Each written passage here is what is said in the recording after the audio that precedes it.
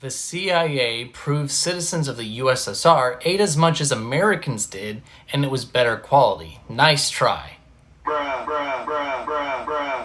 Wow, so Soviets ate better than Americans? Really? Huh, that's really interesting. Let's look into this a little bit, shall we? This is the source he's referring to, of course, on the CIA website. Now, the weird thing with this is it's a memo, maybe? I guess? It's one page, right? There's no data in it, nothing. It's just a couple of phrases, that's it. Well, don't we need the actual data? Well, thankfully, we can find that on the CIA website as well, which is here. Now, what's interesting is here it says they must emphasize that it's not talking about their actual ingestion, but actually the amount of supply, which is actually lower due to losses. And the Soviets had higher losses. They also pointed out that the Soviet Union had not solved the economic problem of providing a food supply that matches consumer preference. And why are we using the CIA in the first place? Don't these guys accuse the CIA of lying about socialists all the time? Is the CIA a good source on this? The answer to that is no.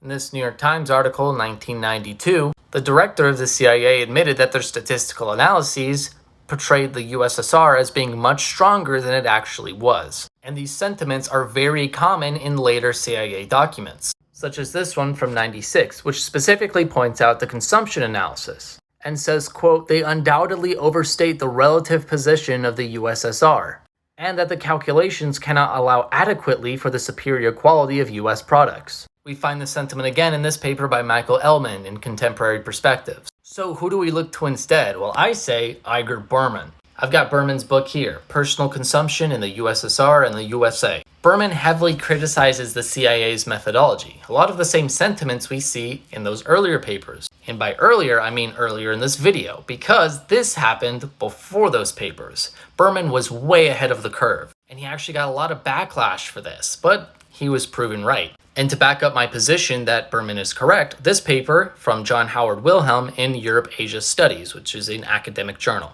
He says Berman clearly did get it right, and he points out he was correct in his criticisms of the Soviet data and the CIA's. Now, Berman, who was actually a Soviet economist that defected to the United States, said himself that he didn't have great faith in his data. Even he didn't realize how incredibly accurate he was going to be. In page 71 of his book, he gives the final estimations of the consumption levels of food.